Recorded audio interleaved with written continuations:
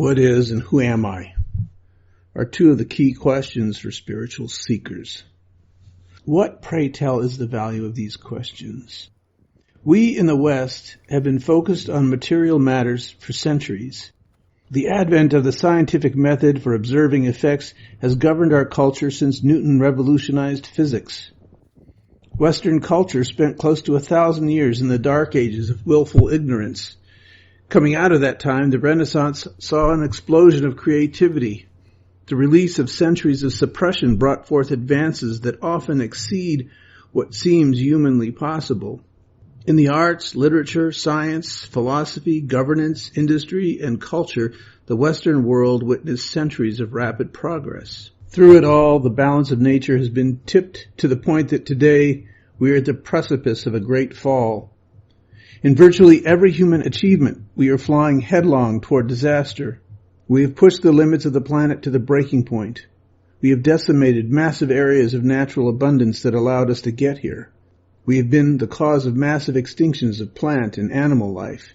We are throwing overboard the very things that provide us the air we breathe. In our desperation to get ahead, we have annihilated vast groves of future hope. The short-term view of profiteering and selfish acquisition have tainted our ethics. We are carving the carcasses, paving over the fertile lands, and poisoning the wells. We've lost sight as a culture to the importance of humility. We have forgotten that we are here by the grace of something beyond us. We have become so arrogant about our abilities that we believe ourselves to be worthy of the throne once reserved for divinity. We are testing the infinite patience of the universe. To think that the neutral power of nature has our backs is utter foolishness. On the cosmic scale, we hardly matter. Our comings and goings will be measured in a dust-to-dust compendium, and there may not be anyone left to read the record when we're finished. The hope for our times comes from awakening. Awakening won't alter the path we're on. It's the first step for finding our true north. We need to recalibrate in order to reset our course. We're at the tipping point. There is the possibility we may despair for our future and give up trying to change, but there is also an opportunity for a paradigm shift that could steer us away from the precipice. We have a choice. There is no guarantee of what the outcome might be, but it's clear that if we stay the course, the rapids we're in are leading toward a waterfall and possibly to the edge of a flattened earth. The top of our culture, the most superficial expressions, have been dominating the public discourse in our media-driven culture. The few loudest voices have gotten the most attention. Those who cast fear and loathing capture the eyes and ears of the announcers who are obliged to serve their paymasters. The lowest common denominator attracts the widest audiences.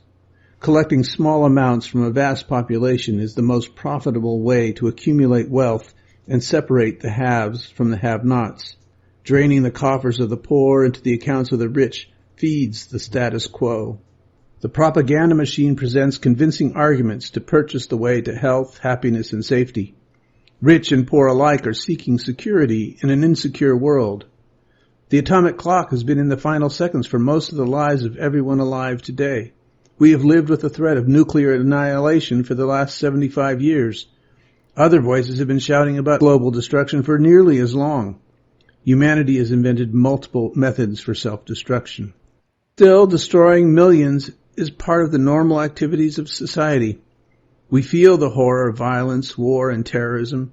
We keep trying to put out the fires, but rarely do we prevent them.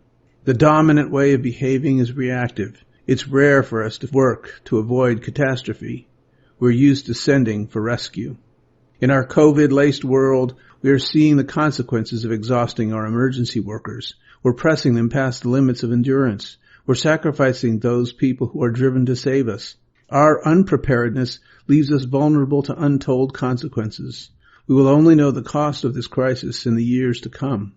All of this takes me back to the question asked on the spiritual path. Who am I? What is? Who is experiencing the what is? If we begin to tap into the answer to these questions, it changes the frame through which we perceive the world. By reorienting our perspective, we can look from a place where we can see what's coming. If we do that, we might be able to steer away from disaster and set a course for repairing the damage we've caused.